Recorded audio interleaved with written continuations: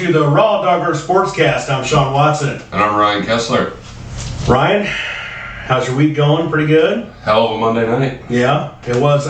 Well, first we start off with that. I just got done going through both my kids' bins of Halloween candy. So you're ready to go? Yeah, and unfortunately I didn't find any special gummies in there.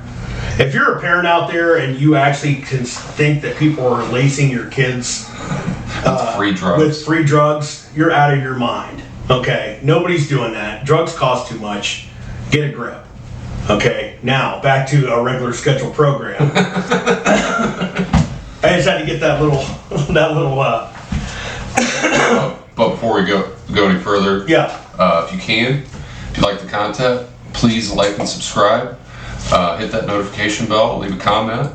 Try and hit us up in the comments. If you got any questions, if we get subscribers up enough, we can start putting out polls where we want to do that, and maybe do some more live streaming events. So anything with that, we'd appreciate it. All right, thank you. Yes, the Browns are back. We were at Monday Night Football. Probably one of the best games I've seen there. Yeah. In person. Yeah. Browns 32, Bengals 13. By far, it has to be the best defensive showing the Browns have had this year. Yeah, they played a lot better in Baltimore, but it was... Yeah, and it didn't take much to say that. But, I mean, this defense played well. Yeah. And you can beat a lot of teams in the NFL if you play the way the Browns played on Monday night. Yeah, that gives you a sliver of hope, even if you play like that going into Buffalo. So what do you think Joe Woods is doing different? Is he doing something different? Is this on the players? I think it's on the players, but I think it's a combination of, one, John Johnson got the green dot, and You've talked about that. I feel like he did that in LA when he was there.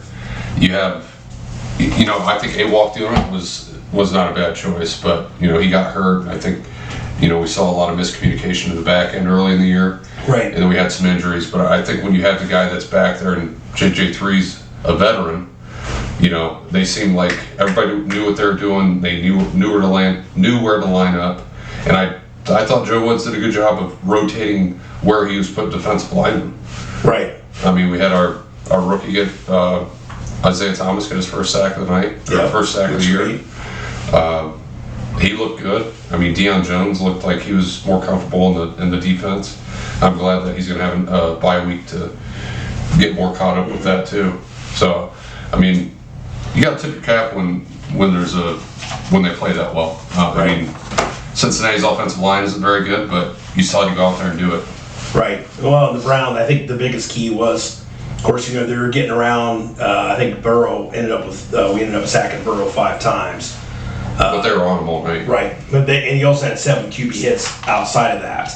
But the Browns, what helped that out was the Browns getting pressure up the middle, which we really haven't seen that all season. Well, and that's what we were talking about in the Baltimore game last week. Right. You get just some help up the middle. It makes the guys on the edge, their job so much easier. Right. Of course, the funny thing is when you're talking about that, and I made mention of this even after the game, when we went there, was I said the sports media is going to get a hold of this and say, oh, well, the Bengals sure are missing Jamar Chase. Right. Well, and that was as soon the next day, it was right on there. Jeff Saturday was on Get Up. Basically talking about how bad the Bengals are missing Chase because of his yak, yards after catch. Well, you got to catch the ball first. Okay, so, yeah, they were down Jamar Chase. We were down Denzel Ward. Okay, so they still had Boyd, and they still had Higgins. Now, Higgins had a long reception for a touchdown. But that was in the fourth quarter. Yeah, but what I'm saying is that you got to catch the ball Saturday before you can worry about yards after the catch. Are you saying that the defense is so worried about yards after the catch and they're playing back on Jamar Chase that much? Then the history has proven that Jamar Chase doesn't do very well against our defense anyway. No. So, he's going to make them a better offense, obviously. Yeah, he is. The defense came out and played, and we got guys in the back end. That's what's been so frustrating all years. The talent's there. Right. It's putting them in the right positions, making sure, and these guys taking the extra time to be ready every week. I think, I've listened to some of the sound bites from the players. It seems like they're starting to prepare better. So hopefully this just it snowballs into something. I mean, you want to be playing your best football in November and December, so. Right. And just because I am that sports bettor, so I want to give you a little bit of knowledge here. Not to burst Jeff Saturday's bubble here, but the Vegas line did not move a half a point when Cincinnati came out midweek and said Jamar Chase is going to be out. What was the line? Did they got 3 points, right? Yes, the Browns were getting 3 at home. Correct. So, but it didn't move. Right. Jamar Chase news didn't move. Oh, yeah, everybody, this offense is high flying. It's like, Jamar Chase, or Vegas knows better than Jeff Saturday. Right. Okay. Right. So generally, shut up and block. Yeah, generally, like position players don't move a line except for at the very most a half point to a point. If they're extra special, other outside of the quarterback, it doesn't move a line. Right. A few years ago, maybe Derrick Henry. Well, right, yeah, right. That can move a full point. Right. Okay, but a few years ago, I remember when Aaron Rodgers went out the midweek of the game and the line moved 9 points. Yeah. That's a big swing. Okay, yeah. You're not even going to see that even from a starting quarterback to a backup quarterback. So if you want to bring up Jamar Chase, you're wrong. Sorry. They would have got their asses kicked with or without him. It doesn't make a difference. So Browns offense, the stat of the game has to be Nick Chubb. Scoring the 2 touchdowns? Those 2 touchdowns. Yeah, 2 touchdowns on 101 yards and 23 carries. Yeah. Now, found this stat out. When Chubb has 20 plus touches, the Browns have won all 3 games this season. When he doesn't, they lose. Do you think that's a coincidence? I think that's more of a testament of how the game's going. I do too, because if you're running your offense, then if you get behind and you have to abandon the run, then it's going to cut into his touches. I think it's and you're staying on the field if you're being able to throw the football on 3rd down. He gets more carries. Yeah, the Browns, that was a big problem last year. Yeah, because the Browns, I think, were 8 for 13. Yeah, they were great on 3rd down. They're 8 for 13 on 3rd downs. Yeah, they had 24 first downs, 440 yards for the Browns as a team. Did you see how many first downs we got on 3rd by running the ball? There was a breakdown of that, but I didn't actually jot that down. Because Jacoby was on fire. Yeah, he was good. I think the only real blunder was the kind of Stefanski cutie play with Amari on the end around. He threw an interception. Come to find out, Amari has never thrown a ball in high school or college or the pros. So he also got hit while he threw that thing. He did. If you go back and look at the tape, Woods was running down the sideline butt naked. Mm-hmm. So, but yeah, I like that he's, the guys are having fun though. You want to kind of do those plays every now and again to keep defenses honest. Right. I wonder if Schwartz could have made that throw. He can't catch. I don't think Schwartz would have caught the reverse. Is he even suiting up? I don't know. I haven't seen him taking. I should look at his snap count, but I don't think he is, because they brought Woods in this game. Yeah, and he looks good out there. Yeah, he looked good. He had a couple. And I still think I like David Bell. I think especially when Deshaun comes back, I think he's gonna get more targets. So I really felt that the 2-point conversion on the first drive where the Browns set the tone. Yeah, it really set the tone for the entire game. So Cincinnati basically got called for an offsides on the extra point attempt, flagged him, moved it up to the one, and basically we went ahead and Stefanski chose to go for the 2-point, and we got it. So we're jumped up on top 8-0 right there, and that really set the tone. So because then now you're forcing Cincinnati to think about, well, now we're going to have to get a 2-point conversion of our own, right? Rather than the Browns score, we can do that too. We're Cincinnati. So Amari Cooper, though, another 100-yard plus game along with Chubb, 5 for 131, had a touchdown, and had that late 53-yard bomb that really put a dagger in Cincinnati there. DPJ 4 for 81. DPJ just keeps coming along. Yeah. He's looking good. Definitely legitimate too at this point, I'm thinking. Yeah, now there's going to be conversations on how much you pay him. Right. That's true. They only got one more year left. Yeah, Brissett, 17 for 22 for 278, a touchdown, and 133 rating. So 133 rating, that's pretty impressive. It's elite. What I was really surprised with Njoku going out last game was Harrison Bryant had like 0 targets. I was really surprised at that. So I don't know if Stefanski, if they saw that Cincinnati was kind of honing in on Harrison Bryant as at a tight end. I mean, generally Harrison Bryant doesn't get loose like Njoku does either. Doesn't find those soft spots in the zone like Njoku either. That could be part of it. It could have been he was more of a decoy. Like Stefanski knew they were going to try to hone in on Harrison Bryant. So they had some injuries in their defensive backfield, so I think they're really going after the corners. Mm-hmm. So, I mean, you only had 22 pass attempts, so when you can run the football like that, defense is playing well. Sure, why not? Bengals, Burrow 25 of 35 for 232, 2 touchdowns, but also had a pick and a fumble lost, so he had a 96 rating. But this is a very key stat, I think. Bengals as a team were 10 rushes for 36 yards. I also heard the media talking about that. Well, how come the Bengals abandoned the run? Well, because it wasn't working. It wasn't working. They've been that team all year. I mean, and even because Mixon, more than any other year, he's got more involved in their passing game, and we were shutting it down. Yeah, for the most part. Immediately, we were shutting it down. So he played outside of his mind. I mean, he did. He might be the Mike going forward. Yeah. Have Dion and JOK handle the outside. So Boyd had a touchdown. Higgins' biggest play we talked about that the 41-yard touchdown late. McPherson though, your boy. McPherson missed 4 field goals. So we were watching this at halftime. I think you were taking a piss maybe, but so Painter and I were watching this, but he missed 4 field goals during the halftime practice. So he missed 2 field goals and an extra point in the actual game too. So I don't know what was going on with there. Maybe it's a hard stadium to kick at. Yeah. Well, I mean, maybe maybe he had the right shoe on the left foot. Who knows? I don't know what the hell the guy was doing. He wasn't holding his ass right. So the time of possession for the Browns, 36 minutes.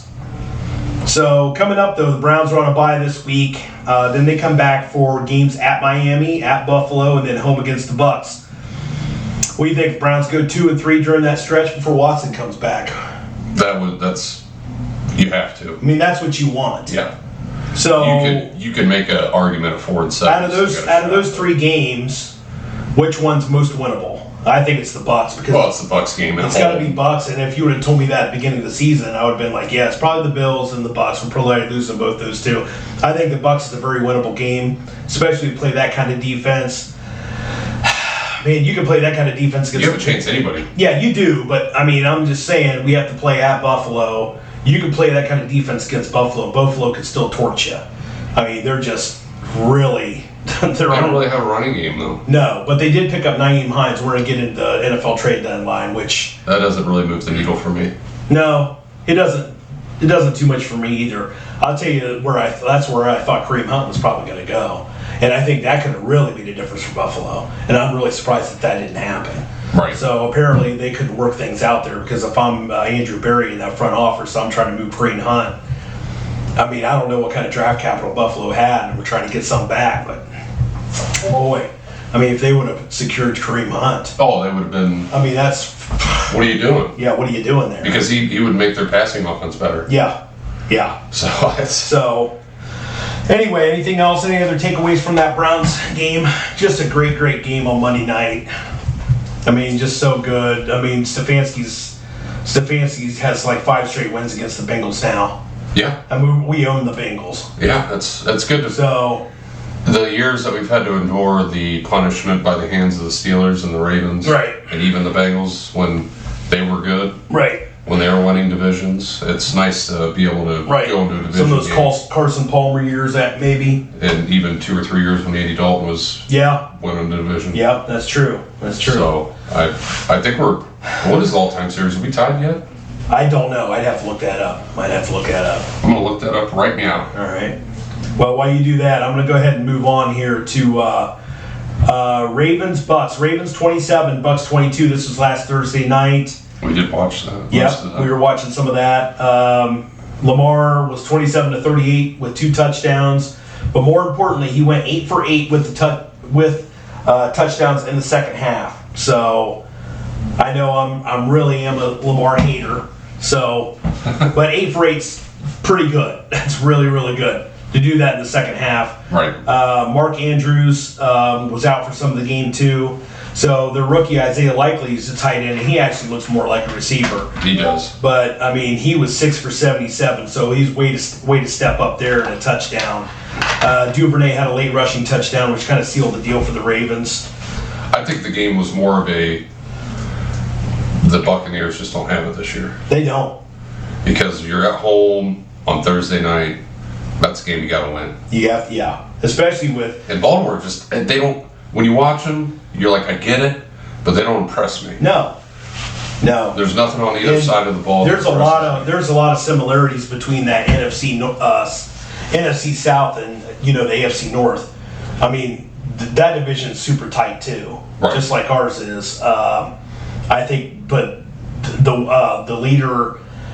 There's 3 teams there that are 3 and 5. They're tied for first. I mean, it's just a absolute shit division. And they'll probably still in it. And they might pull away. Playoffs. They might, yeah. They could. Because I don't see anybody. Anybody can win that division. Right. I mean, maybe PJ Walker really. Yeah, maybe. Yeah. The Bucs though, rushing, they could not get it done. I mean, they're 15 for 44 as a team. Although Fournette had a touchdown, so Fournette's not getting it going for the Bucs. And Brady, I think he's cooked. Yeah, you think Brady's done? Yeah. I mean, why would he come back next year? No. But I think Fournette's cooked too.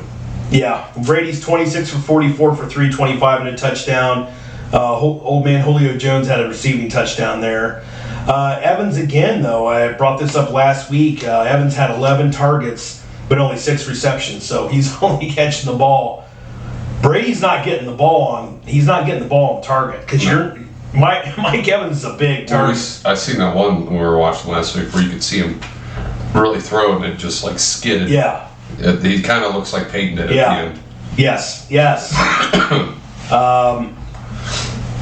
Just Bucs aren't a good team. They got 2 big problems. They don't have a run game and they can't stop the run. Right. So that's like double trouble right there. Mm-hmm. So I really, out of the 3 upcoming games for the Browns before Watson's return, I think Bucs is definitely one that we can win, but we need to win 2 of the 3. You got to win Miami. Yeah, I think Miami's the next one. That's at Miami. You got to go week to week, and I if they're hitting their stride and doing all these things, I still think there's. I'm not saying we can't go into Buffalo. I'm not saying we can't beat Buffalo. It's going to be tough. I mean, I'm just being realistic, and I think the 2 of the 3 that we have the best chance of winning is that. It's the NFL, and weird shit happens. Right, it does, and we could be 5 and 6. Go there, get a pick 6 on the first drive. Yeah, could be, and just pile on them. Could be, but Josh Allen can pull 28 points out of his ass. Yeah, he could. A quarter, so he could. Okay, moving on here. Eagles 35, Steelers 13, just kind of staying in our division. Jalen Hurts, 19 of 28 for 285, 4 touchdowns. 3 of those went to A.J. Brown, who was 6 for 156. Hurts had a 140.6 rating, yeah, no doubt. Zach Pascal, 2 receptions, 57 yards and a touchdown. Miles Sanders, 9 rushes, 78 yards and a touchdown. As a team against this Steelers team, they were 20 for 111 yards rushing. Not horrible. I mean, not great, but not horrible. No, but I'm saying that's a lot. I mean, I think that's a lot. You're still averaging over 5.5. Well, yeah, 5.5 yards. They were efficient, but yeah. The thing that really impresses me about Philadelphia is they're using that to be that explosive in the air. Yeah. Like I liked Jalen Hurts coming into the year, but I thought he was more of a what Jacoby's doing for us type quarterback. Yeah. He looks like an MVP candidate. Well, actually, I thought Jalen Hurts was going to be more of a Lamar guy, which I don't like. But well, I mean, it's style of play. Right. Yeah. But what I'm saying is, but the difference between Jalen Hurts, which I like a little bit more, is the fact that he's accurate with the ball. He's accurate. He can throw the ball. Good deep ball. Yeah, and he's got A.J. Brown, and now you're saying, well, Lamar doesn't have a big wide receiver. Yeah, I know. Well, nobody wants to play with Lamar. because he doesn't hit balls down the field. Okay, so I'm gonna keep going and beating on that dog until it's dead. But there's a reason why. So Steelers, old Kenny Pickoff, 25 of 38 for 191. He had a pick. Staying solid in that category, and a fumble. Although he fumbled twice. He only lost one of them. So rushing, Warren, Najee Harris, and Kenny Pickoff, 24 for 144, but no touchdowns. Here's my biggest thing when I looked at that box score on this too. Najee Harris was the third leading rusher behind Kenny Pickoff and Warren. So if Najee Harris is your third leading guy, but he's your bell cow back, that's a problem. That's a problem. Steelers fans just are in denial of you're in rebuild mode. Good luck finding a quarterback. Mm-hmm. Because believe me, it ain't easy. No. And their offensive line is in shambles. They just traded Chase Claypool away. Mm-hmm. Get more picks. We'll get into that too. Yeah, but their defense, a lot of the good players are aging. I don't see you got Minka Fitzpatrick back there, but he can't cover the whole field. TJ Watt's still going to be in his prime. And he's not back yet. Cam Hayward's going to be, he can't play forever. He's old. Yeah. So, yeah. And Devin Bush isn't anything good. No. I'm not impressed, No. Which is unusual because normally when you see the Steelers going, they grab a high linebacker pick like that. You're like, they know what they're doing. This guy is, which he was good. Which he was good at Michigan. Yeah. But I mean, he was actually probably his best year was his rookie year. Yeah. And he's and then here's another one. So I've kind of got on this kick a little bit. So when I follow these games and I follow these box scores, and when I see that your tight end is your leading receiver, unless it's Travis Kelce. Yeah, unless it's Kelce, yes. That's usually a formula for a loss. And Pat Freiermuth was 4 for 57, leading receiver for the Steelers. Well, 10, 15 years ago, it wasn't all that uncommon for your tight end to at least lead in receptions. Yeah. And however offenses are run now, it just seems like quarterbacks don't want to hit those tight ends in the middle of the field for easy completions. Right. Yeah, especially young quarterbacks. And I feel like if you want to make it, we can. And he's doing that. But 4 receptions though. I mean, 5, yeah. Well, 4, yes, 457. What I'm saying is that normally when you're hitting the tight ends, you're not hitting them for long plays. Right. Kelce, you can rule him out. Even Njoku at this point. Mark Rook, Andrews, Njoku, yeah. But for the most part, those are usually like secondary reads. So you're not getting. So if those guys are leading your receiving core, you're not winning games for the most part. Yeah, you're just not. It's a big even when Njoku, for us, even when he's putting up, the numbers he's been putting up, Amari's still the leading receiver. Just Njoku is usually gets more receptions. Yes, and that's the way it should but not the yardage. Right, but when I'm saying when Freiermuth's leading the yardage, that's a problem. Yeah, that's. 38 attempts for 191. That's like 4.5 yards an attempt. That's not good. Right. Like I said, I'm so happy. I'm happy to see it. I hope they're in the shitter for 10 years. You know what? Welcome, Steelers. Welcome to purgatory. Jail. Yeah. Rounds jail, bitches. Okay. So I hope you feel that pain. Right. We're the youngest team in the league with the arrows still going up. Right. Okay. Panthers 34, Falcons 37. I was watching the fourth quarter of this game and the overtime. So there's a late touchdown in the regulation to DJ Moore. It was basically almost like a Hail Mary play. But DJ Moore just threw an absolute rope. PJ Masks. Walker, I call him PJ Masks. Threw an absolute rope to Moore. I'm still saying that's the best throw I've seen all year from anyone. He caught that in the end zone, like the final play of the game. So that was like 65, 70 yards. Oh yeah, it was a bomb. It was nuts. But it wasn't an arc. It was like a line drive. Right. It was a throw. Yeah. So, But unfortunately, DJ Moore got penalized because he took his helmet off. Pulled up Dwayne Rudd. During the field, yeah. And the Panthers were penalized 15 yards on, and it was tacked on the extra point try by Pinheiro, and he missed it. And so it forced the overtime. Barely missed that thing, too. Yeah, he did. But 15 yards is 15 yards. And then in overtime, the Panthers got an INT off Mariota's watching that on the first drive, and then they put them right back in field goal range again. Pinheiro missed again. So then the Falcons took over, went down, and Coop kicked the game winner, their field goal kicker. So, this was battle for first place in this division. Yeah. Yeah, it really was. It really was. Yeah, because the Falcons are leading that division now at 4-4, I believe. Yeah. Yeah. So, but, Pinheiro, say what you want about Pinheiro. I mean, what do you expect? I mean, the guy was a professional boxer, too, before he became a kicker. Did you know that? Oh, I did not know that. Yeah. He used to box up tomatoes and potatoes, lettuce. Oh, okay. So. He's got his... Yeah. Anyway, all right. Onward and upward here. Saints 24, Raiders 0. What is going on there in the Black and Silver Nation? Wow. How did I pick them to win the... Derek Carr scored me a whopping 2.3 points on my live fantasy league. Okay, so say what you want about the Haslams. At least we didn't hire that dude. Yeah. And I know last year you were kind of pushing for him a little bit. But man, oh man, it doesn't look good. I mean, and then this team made the playoffs last year, and you bring in They got better. You bring in Devontae Adams. By the way, I just want to bring up Devontae Adams' stats here. He only had 5 targets. I don't know how that happens because their tight end's been out forever. Okay, what's his name's been out forever? Yeah, Waller. He's been out forever. So he's got 5 targets. What are you? Rodgers would force. What are you hitting Renfro? I mean, he is hitting Renfro with underneath routes.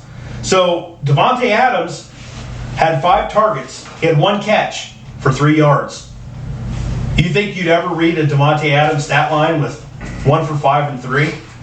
Only if Baker Mayfield was throwing them. I mean, how does that keep happening? I mean, Baker Mayfield probably looks really good to the Raiders right now. I don't even know if it's that. It got so bad. Change? I mean, Carr was 15 of 26. Yeah, he had a 50.3 rating. They replaced him with Jarrett Stidham, who used to be with the Patriots. Yeah. Kind of rocked along there with Josh McDaniels. And he actually ended up with a 76 rating, 26 higher than Carr, like later in the game. I mean, I know the Saints defense is usually pretty good. Yeah. But they haven't zipped anybody this year. No, and Josh Jacobs has just been a baller this year for the Raiders, too. Right. They're just wasting that. Yeah. How much longer does Josh McDaniels have before he gets fired again and has to go back to the Patriots? I mean, that's where he's going. Yeah, probably. You know that's where he ends probably. up. Do you think they're going to give him more than this year? I think they will. I think they will. I mean, I think he's going to get this year. At least this year, and I think he's going to get... Next year, see how the first 8 games or first 6 games. I mean, they're on a crash course to finish dead last in that division. If it wasn't for the Broncos, I mean, there would be no chance that they're not finishing last in that division. And I still trust the Broncos more at this point. Yeah, barely. Right. That's right. That's right. Yeah. By the way, they never get old. I mean, I find new ones like on Twitter and Facebook, TikTok, whatever, of like Broncos country, let's ride memes with Russ, and they just never get old. You think they would get old, but they don't. There's just new ones all the time. It's absolutely fantastic. Well, my thing is how long are they going to keep him around?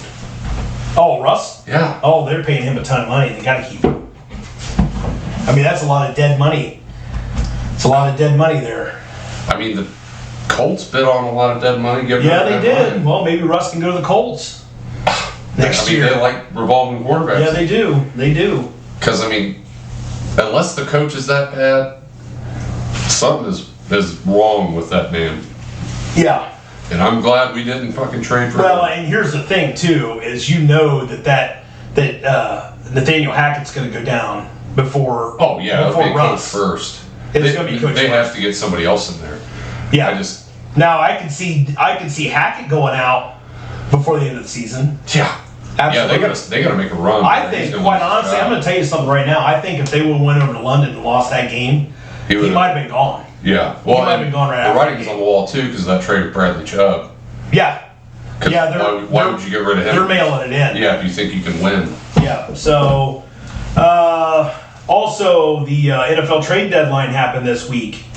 Winners and losers. Miami, you just said it. Bradley Chubb went to Miami from Denver, and then also Jeff Wilson pairing back up with Raheem Mostert from the 49ers as another running back to Miami. Yes, also. What did they get back for that? Just I don't know what they must have got. They probably got back some draft capital there because I know they burn it up on the Trey Lance and all that. So and then McCaffrey too. So McCaffrey went to the 49ers. That's a perfect system for him. Yeah, I mean he had a passing, rushing, and receiving touchdown this past weekend. Yeah. He's going to do good there as long as he stays healthy. Right. That's my biggest worry with McCaffrey, of course. Yeah. So we brought this up a little bit ago too. The Bears got Chase Claypool for Justin Fields and gave up a 2. Is Chase Claypool worth a 2? He's not worth a 2. I don't think he's worth a 2. The Bears have some draft capital, and I think they're just like retired to seeing Justin Fields having no one to throw the football to. Darnell Mooney and Cole Kmet. And I fucking hate the dude, but he's big, he's athletic. He is. I think they're trying to give Justin a little bit of a chance.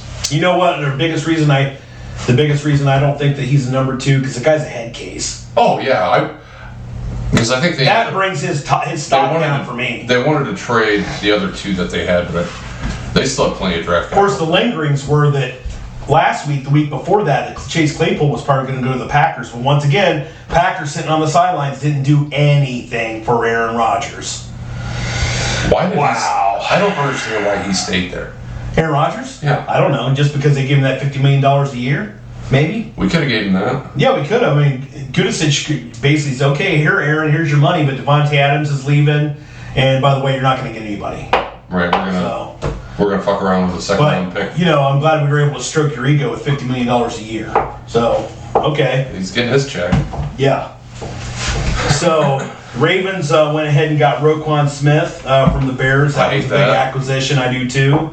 But that was huge. I'd have to say the Packers are probably one of the biggest losers. Of course, with the record right now, generally when you see the teams trying to acquire stud players at the trade deadline, the NFC's wide open. They're contenders. Minnesota's really. Oh, they're going to win that division. I mean, maybe the Packers. Maybe the Packers were thinking, "Hey, we're not gonna." They got T.J. Hawkinson too. Yeah, we're not gonna miss. Yes, Minnesota. Yes. I forgot about. What the hell are they doing in Detroit? Yeah. Why are you sending him? That would be like us giving Baltimore Njoku. Njoku as a tight end inside the division. Yeah. What are you doing? And I don't care if you're having a fire sale, but man. That's not even really a fire sale. You're not doing it, but I'm saying you're not doing that inside your division. Right. And if you're healthy, you don't want to do it inside your conference. Their biggest thing this year is all their weapons getting hurt. Now you're going to get rid of another one. Right. So I get Tank, and they probably want. I think C.J. Stroud in that offense would be great, but why wouldn't you want him to have T.J. Hawkinson? Right. Do they have anybody else to tie in? They got that Amon-Ra St. Brown who's fantastic. Right. I mean, don't get me wrong. Well, I like T.J. Chark. And Swift is really good at the running back position. Detroit's biggest thing is their defense is really, really bad. Yeah. I mean, they can't stop anybody. Yeah, so they have to try out. They have to, right. They have that too. So they have to try to outscore. They're still moving the ball, scoring points at a huge clip. But their defense has been horrible. I still don't understand why they picked that kid from Michigan at number 1. Hutchinson? I think that was dumb too. That was an absolute Detroit move. Yeah. So, want to get into this a little bit. We touched on the Dan Snyder situation as the Redskins owner last week. Basically, Dan Snyder, just to kind of refresh everybody's memory, Dan Snyder basically came out and said that he was going to blow the whistle or air out the dirty laundry of the NFL and the commissioner. So this week it just came out.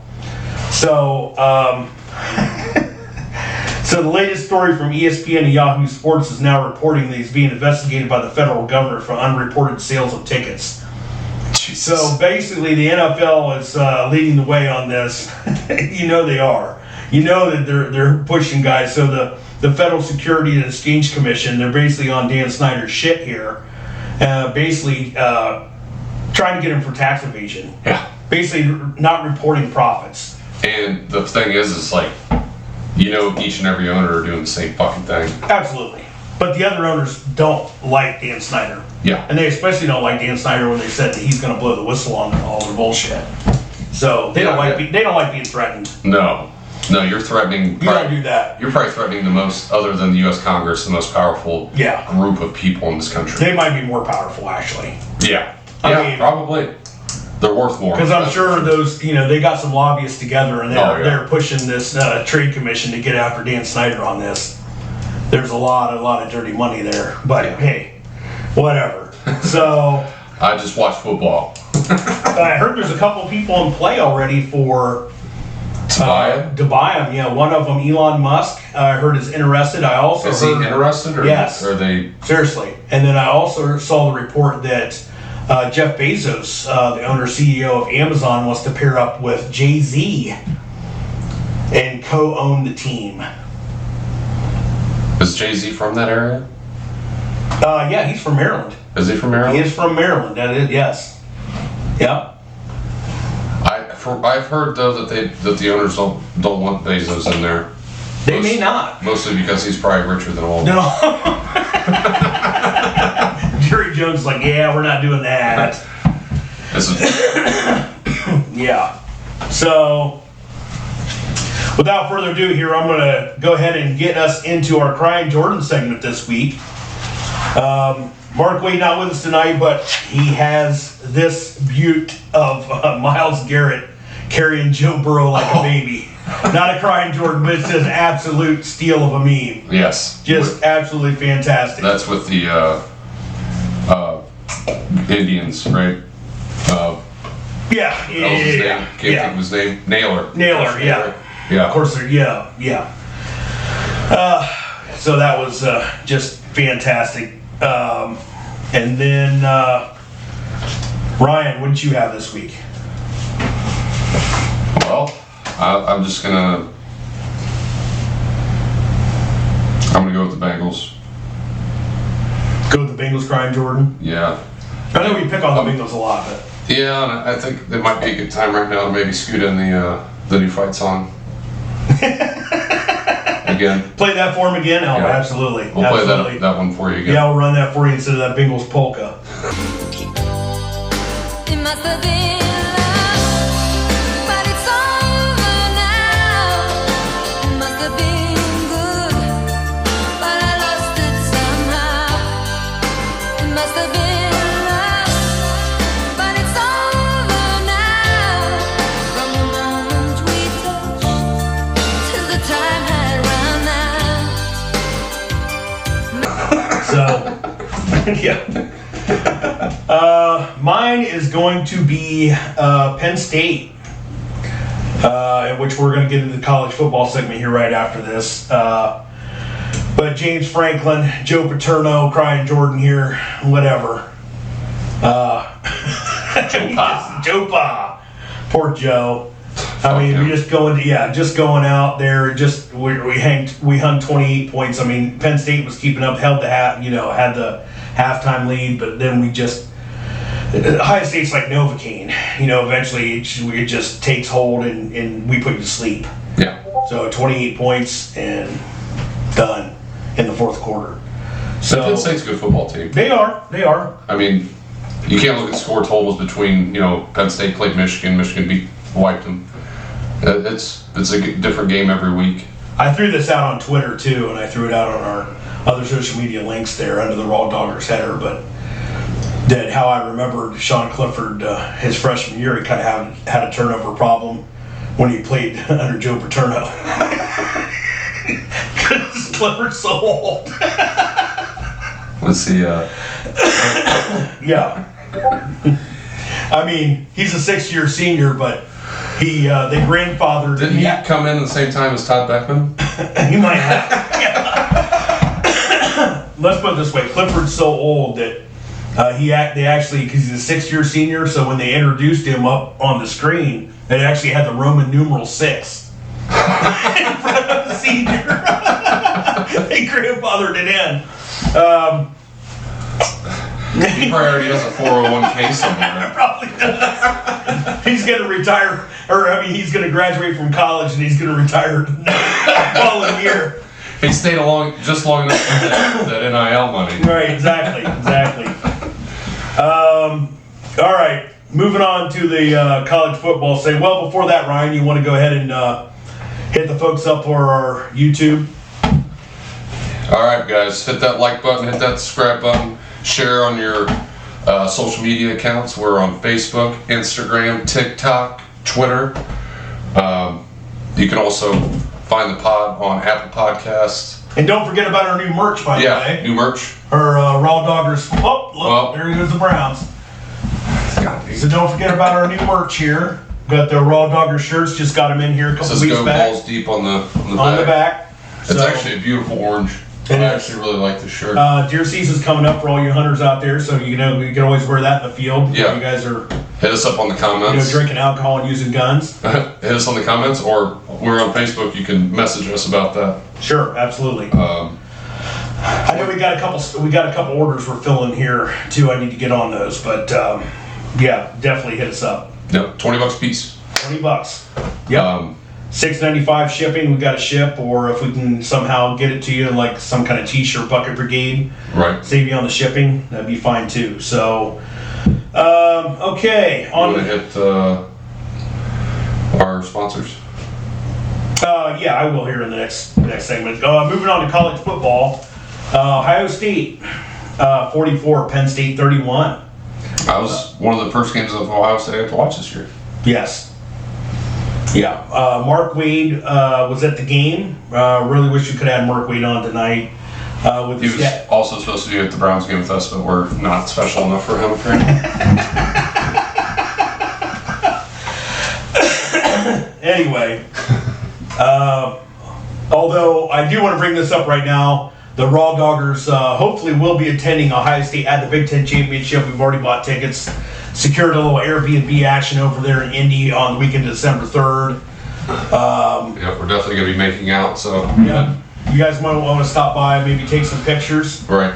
At least some some visual snapshots. We should probably also try to get some footage of that as well. Yeah, we should. Yeah, we probably will. Probably will do that. So hopefully As everything. long as Ohio State does what they're supposed to do. Yep, they do what they're supposed to do. We're going to be there in Indy. So, like I said, Mark Wade was at the game with his dad and his son.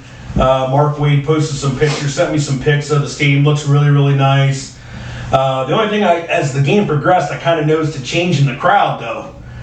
So we just want to throw this up here. You can kind of see his. I was really worried about Mark's son.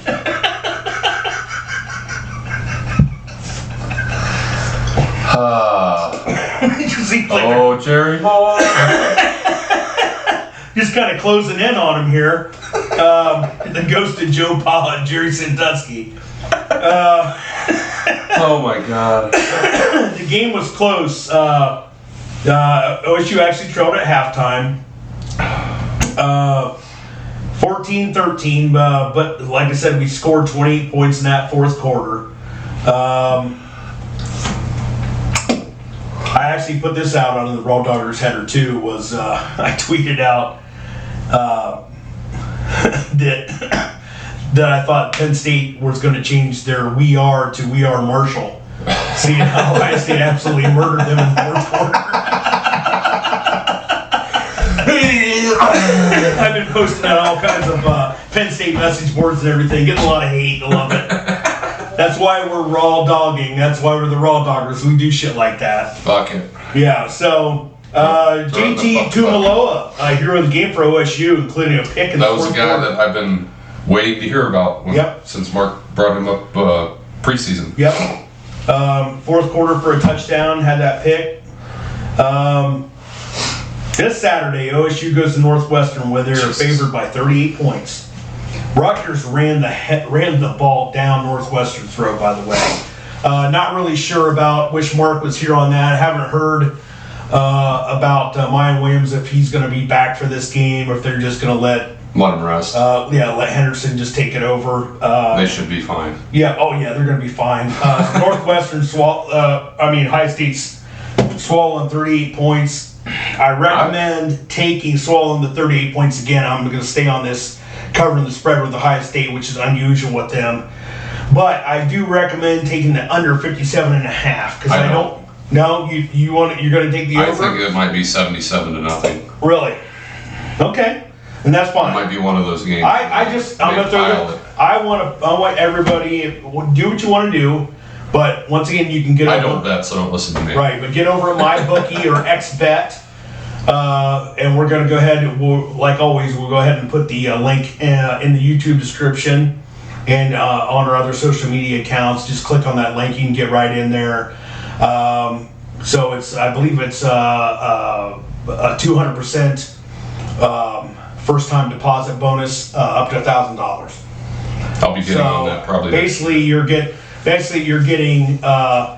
So if you deposit $1,000, you're getting $200 free bets. So do what you will. Parlays are super fun. I love doing them. They're harder to hit, but that's what I'm saying. I would swallow 38 points and go under the 57.5. I think. What do you think? It's like 48-6 or something. Well, I think you're going to see a lot of.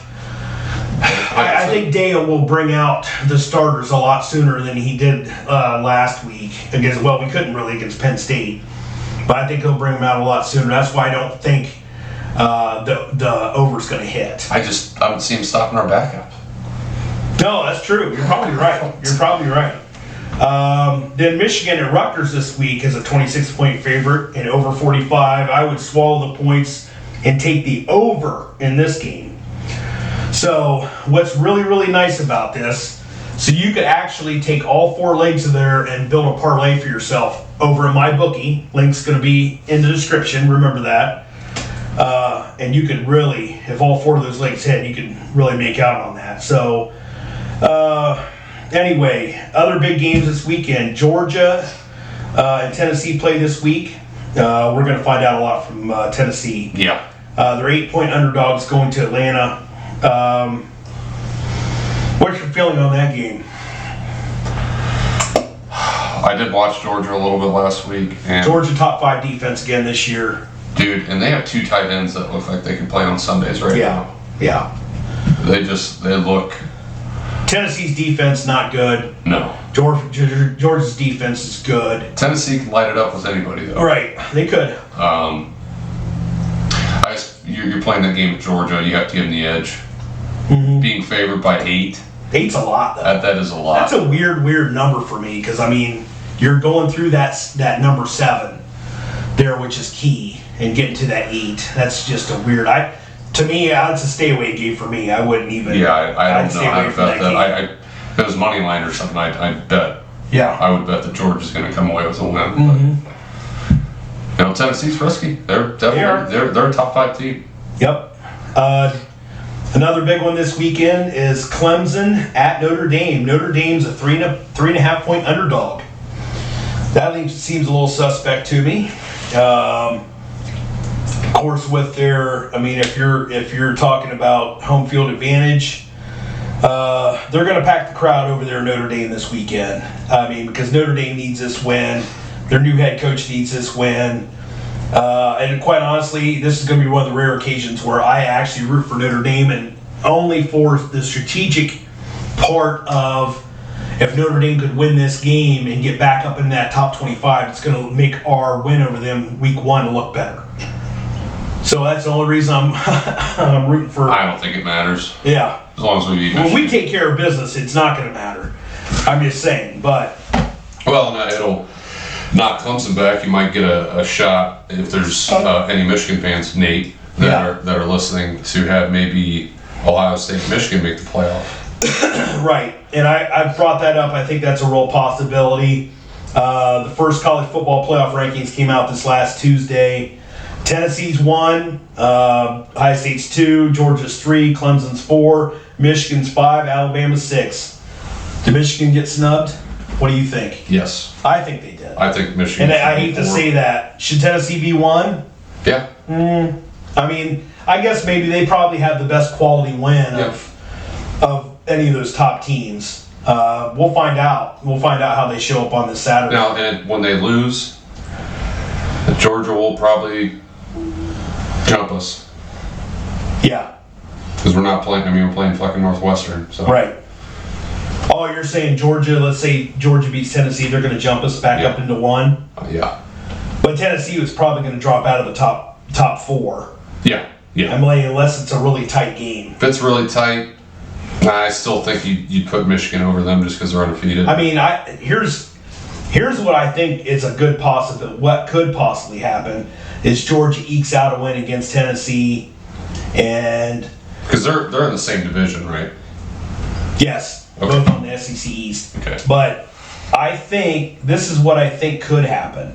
If Georgia barely beats Tennessee, Ohio State could get pushed up to the 1 spot. Georgia 2. Let's say Notre Dame beats Clemson. Then I really think Michigan could move up to 3. And Tennessee might still stay in there in the top 4 and leave Alabama out. Yeah. I mean, I think that's... How do you vote Alabama over them unless Alabama goes and beats Georgia in the SEC title? Championship. Correct. Which that's... Do they have anybody on the West that's a real close? Possibility. I don't know. Ole Miss seem to be hanging there a little Just bit. a division record? Yeah. LSU maybe. I mean LSU, and I don't think Alabama and LSU They don't I don't know play if till they the last played. game Is it of the last year, game? right? Is Or it the last one? I'm not sure. I'd have to Is it look that Alabama up. Auburn? What's the Iron Bowl? That's the Iron Bowl. Okay. Yes, it is. But I can't remember if Alabama's played LSU yet I don't this think year. they have. Of course, the ultimate scenario would be, and I've been saying this too, I think it's a real possibility that for once in the whole college football playoff history here, in its short history, we could see Ohio State and Michigan both making that top 4. It's going to take a lot of finagling. I mean, it'd take a lot, but so think about this though. Let's just say that let's say Tennessee blows out Georgia. Let's see they blow out Georgia, and then they beat Alabama again. I think both Georgia and Alabama have to be out.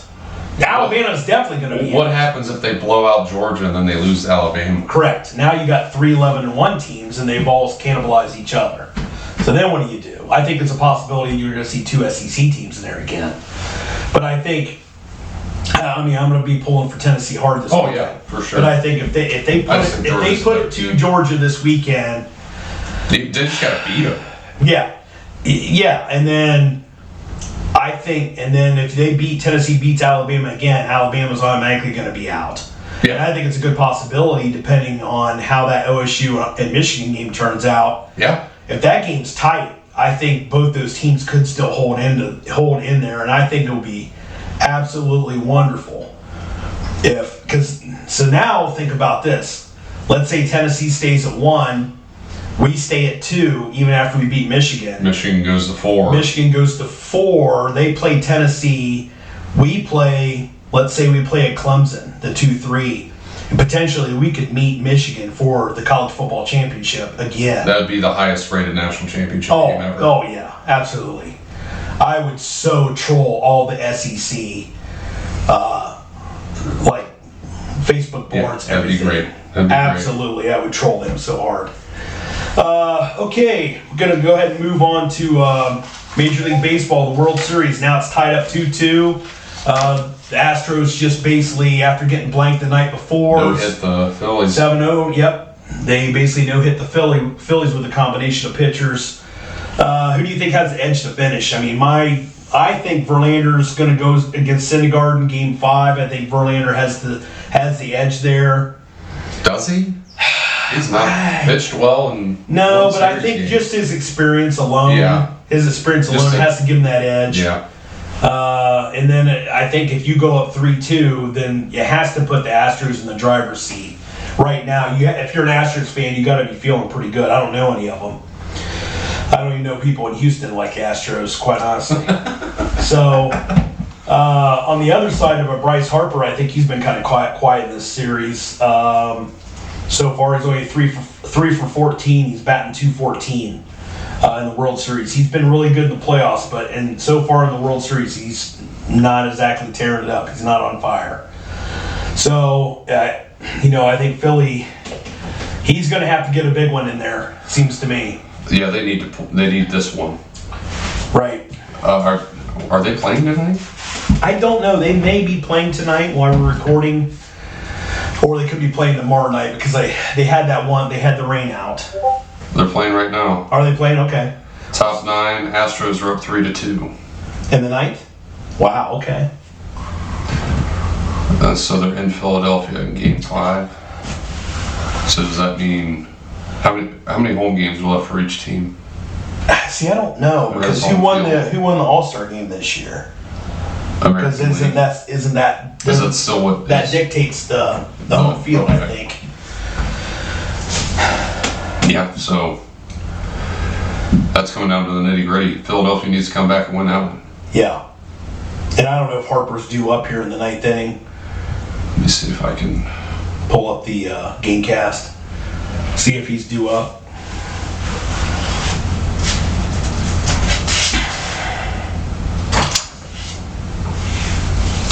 I won't be able to know until the bottom of the inning. All right, but it's in the top of the ninth right now. Yep. Okay. I'm going to go ahead and also I'm going to skip around here a little bit. We have a special segment at the end of this for you, but I want to start with the NBA here. Cavs over the last week. The Cavs are now 6-1. Over the last week, they beat the Celtics twice in overtime. Yeah. Should the Cavs be considered the early front runner to come out of the East, or at least in the Eastern Conference Championship? They have to be. You know, Milwaukee's going to be there, barring catastrophic injuries. I don't see another team in the East that, in a 7-game series, that I'd be afraid of. Right. I think this is a series I would love to see in 7. Boston and Cleveland. Mm-hmm. But we don't have Ricky Rubio back. Mm-hmm. You know, and who's to say we don't get another piece at the trade deadline or what have you? Could be. How they've started the season with Donovan and DG. DG's been out, but how Donovan meshed with the guys and DG came right back in, and it did seem like they dropped off. There's a few possessions here and there. I did get to watch the end of the fourth quarter. Overall team, though, I mean, Bucks, Cavs, though. I mean, I know, of course, the Bucks have the experience. Yeah. But, man, I mean... We have a big 4. But, man, that Cleveland... I mean, it's a Cleveland team overall. I mean, player to player. Is it matching up better? I think the matchups are great. What it's going to come down to is just how they process and play in the playoffs, because they're young. Yeah. So, it might be the year for them to kind of find their way through it. But, having Donovan there, who's been to the playoffs a lot, and they might go out and get another guy that's been, more of a veteran guy, shooter or something, 3-and-D type wing. They can play with anybody. I can't wait to see them play Milwaukee. I hope I get to watch that one. Right. I mean, at 6-1, they're going on this West Coast road trip. They're playing the Lakers, the Clippers, the Warriors. That'd be a good game to watch. That'd be a good one. They're not playing well. They're 3-5. They're playing Sacramento. They could go out west. Got Phoenix on that trip or no? No. Okay. They're all in California. Then they come home and play. Can't remember who they play. They play somebody at home. Then they go to Milwaukee. Okay. But I think they play Detroit in the middle there somewhere. That might be right before they go out west. But that they could win every game on that road trip. There's nobody out there except Golden State. There's nobody out there. Maybe the Clippers. Maybe. But because they already seem like they've gelled pretty well. I mean, there's still going to be some growing pains, and they're going to have games that they drop that they shouldn't. Yeah. But if you go out there and lose one of those games, you're going to come home at what, 10-2, 11-2. Right. That's a hell of a start. They're getting wins in bunches. I mean, if they can keep in that top 3 seed. Yeah. That'll give them a very good shot to make it to the Eastern Conference Finals. And at that point, it's let's ride. Let's ride. Let's ride. Let's ride. Right. Other news out of the NBA this week, we'll probably throw this up there too, Ryan. The meme I saw of Steve Nash out as the Brooklyn Nets head coach. Got any thoughts on that? Good for him, man. Yeah, get out of that, right? Get the hell out of there. I hope he waits to get himself a good situation. Well, I feel really bad because, I knew Steve Nash was Canadian, but I didn't know he was Jewish. So, I mean, Kyrie Irving just coming in hot there. Well, they had a thing this offseason where KD wanted him out. Like, what the hell is the... Well, they wanted Steve Nash in the first place. Right. So... You know the guy knows basketball. I mean, do you think did KD hit his head somewhere along the line? Maybe get rid of Kyrie Irving? That's the problem? Kyrie surely isn't the solution. No. And the Lakers, I think they got another win. They're 2-6 now. Mm-hmm. What's I going on? think they're 2-5. 2-5. Sorry, yes, you're right. 2-5. They won 0-5. They won 2 in a row. Yep. So what's going on there? They need shooting. Yeah. Horribly. And not Russell Westbrook. And not Russell Westbrook. Right. Westbrook. Right. Don't let him shoot any mid-range anything. No, he's... Anything that's at the top of the key or beyond, don't let Westbrook shoot. Or anything while he's... Layups only for Yeah, Russell layups and dunks. That's it. That's all we're doing. Get your 10 assists, get the hell out of there. Right. Just pad your stats. Right. And, just keep on going. All right. We're going to get into this special segment here. We want to, we're going to make this kind of a series with us.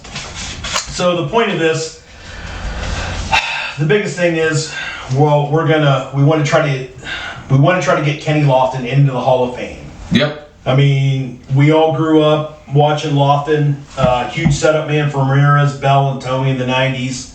The best defensive center fielder I've ever seen. Just absolutely fantastic. But in hopes of, we want to at least try to get him back on the Hall of Fame ballot and somehow try to push him through. We're going to be going really, really hard on these segments, and we're also going to be going really hard on Twitter. We're going to be going after over the 400 plus Hall of Fame voters, sports writers, analysts, and whatnot.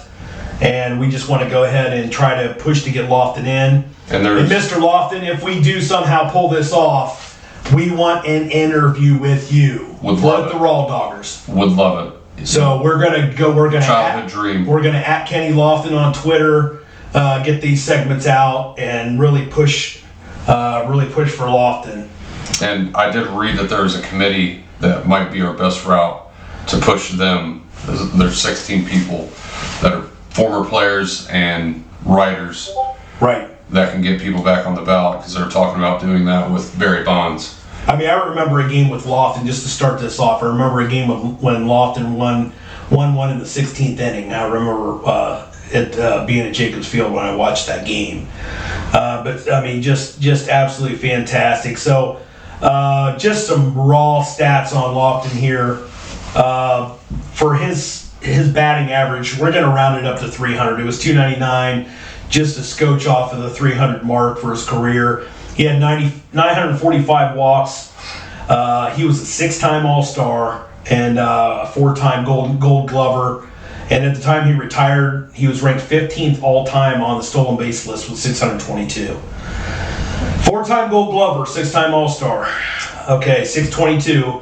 And most of the articles that I've read is he's considered probably the 10th all-time center fielder ever to play baseball. And not in the Hall of Fame. And just to throw this out here, his first year of eligibility for the Hall of Fame, he only received 3.2% of the vote in his first year, so he did not carry on to the end of the second year, which is another reason why we want to kind of go after this committee with Lofton. And it's sickening. Because there is a stat that I did see from 1992 to 99. I think I might have brought it up last week, but it was WAR, wins above replacement, which pretty much grades you on your ability to affect outcome of games, how you run the bases, how you take at bats, field, all of it.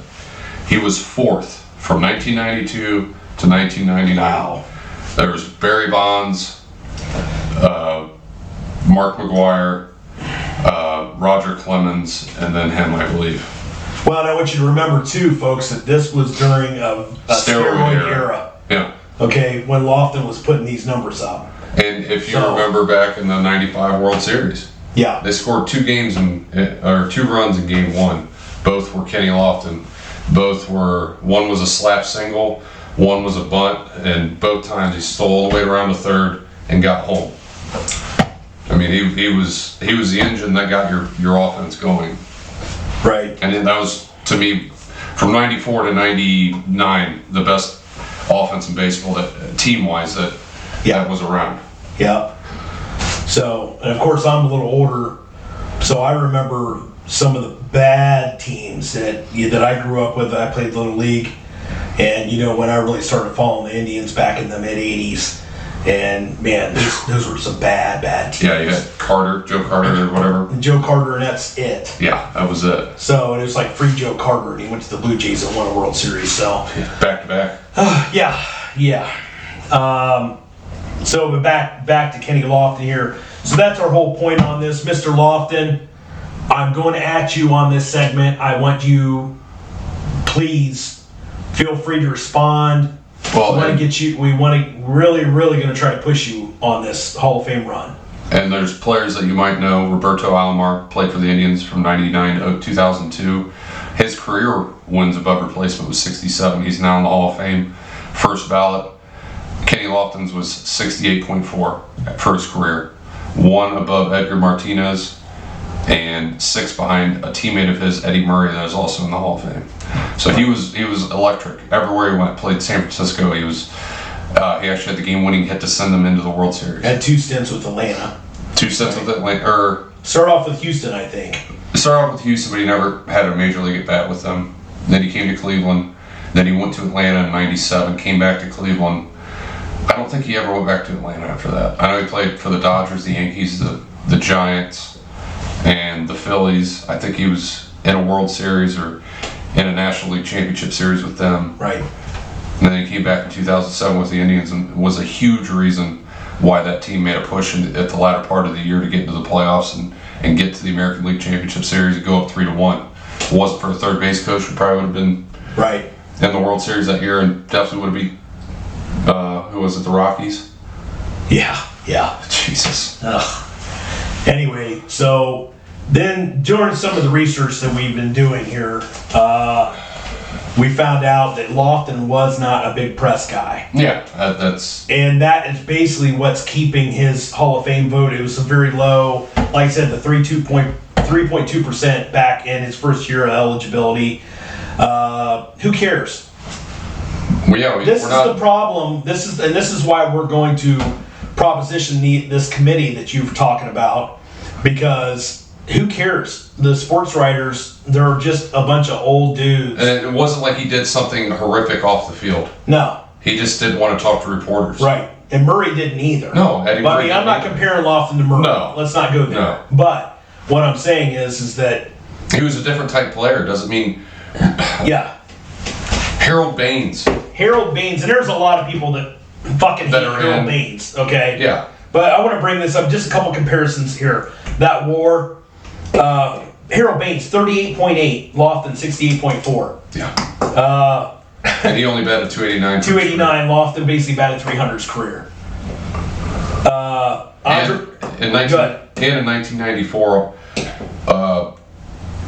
Kenny Lofton was 4th in MVP voting before the strike season was over. He was batting 349. And I believe that might have been the back-to-back years there. He had over 600 at bats there in those back-to-back only seasons. 112 games, and he also had 70 stolen bases in that amount of time. Yeah. That's unreal. That's Ricky Henderson type shit. Yeah. Which everybody basically feels like Ricky Henderson, is the best leadoff hitter of all time. Best leadoff hitter of all time. Yeah, and I don't have an argument with that. Yeah. So, I mean, one of the other comps, and we're going to come up with some other comps here during some continuous segments of this. Andre Dawson, 279 career hitter in the Hall of Fame. 314 stolen bases. And Lofton had twice that. Yeah. And he's in the Hall of Fame, and he batted. And people know that name. Baseball fans know Andre Dawson. Yeah. And I don't it's not that he was just really good at something. He was great. He was one of the best defensive center fielders of all time. He had more range than probably anybody. His speed was unreal. What he did, those acrobatic catches on the wall. Oh, yeah. I mean, yeah.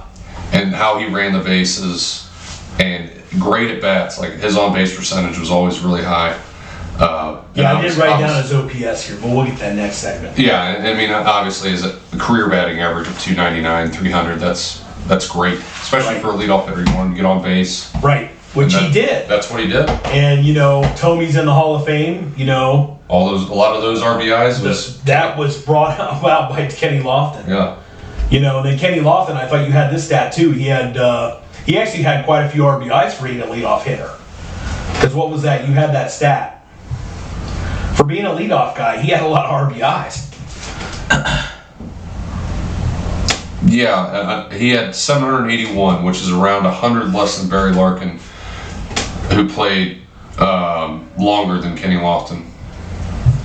But was not a leadoff hitter. Was not a leadoff hitter, played in the meat of the order. Hall of Famer. Right. For the Cincinnati Reds. Right. But just the unjustness of Lofton only getting 3.2% and never making it back on a Hall of Fame ballot. That's why we are starting this journey. And, this long journey. Yes. If nothing else, Raw Doggers fans, retweet these segments. Yeah, give it some traction. Give it some traction. Yeah, get it out there. We want to try to get Lofton in the Hall of Fame. Ryan, anything else you want to bring up as far as Lofton? There'll be other stuff. We're going to bring up some other stuff. Yeah, we'll bring up some other stuff later. And next week, I want to try to get some clips, and we can reminisce on some good highlights that he had in his career. I mean, I remember in 2007, his first game back in an Indians uniform, he had 3 hits in that game. Wow. He always loved playing in that ballpark. Yep. Okay, I guess that takes us down to our last segment. Over, under. Okay, just to refresh your memory here, these are Vegas lines that you should see in a sports book, but you're never going to see, and you're never going to be able to bet on them. So, starting off here, over, under 2 or more games played at the Bitch House. Sorry, Nate. In Michigan before the locker room tunnel becomes a legit UFC venue. Under. You can think it's going to happen. That's going to happen to whoever plays the Bucks, man. It's gaining momentum every week. Yeah. I mean, what is going on there? Isn't there's some kid from Madison that went to Michigan State that... Mansfield Senior. Or senior high. Yeah, okay. Gross, Angelo Gross. Okay. Yeah, he was actually on that Twitter clip, and if you guys haven't seen it, I mean, it's all over if you haven't seen it. Yeah. But yeah, basically... and then 3 weeks ago, there was kind of a skirmish there too, where supposedly Franklin and his players were blocking the door for the Michigan locker room or some of that. Okay. And then the footage that you see of this one is basically the 4 Michigan State players jumping the one single Michigan player. And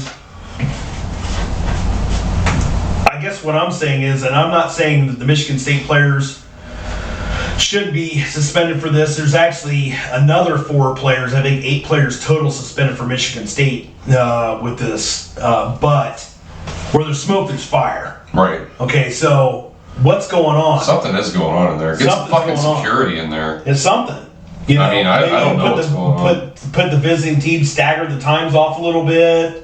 Something. If you only got one tunnel. You think it has a little bit to do with the generation of kids that there are now? Yeah, it could be. Yeah. I think so. Because they've been meeting in that tunnel for a long time. My thing is this, though. I guess more what I'm getting at is it just all the opposing teams? Is it the Penn State, or is it the Michigan State players? Because the footage you don't see is what that Michigan player was doing before that. Right. Because you can have like team skirmishes, and you've seen them on the field. Yeah. You've seen them coming out of locker rooms. Right. Okay.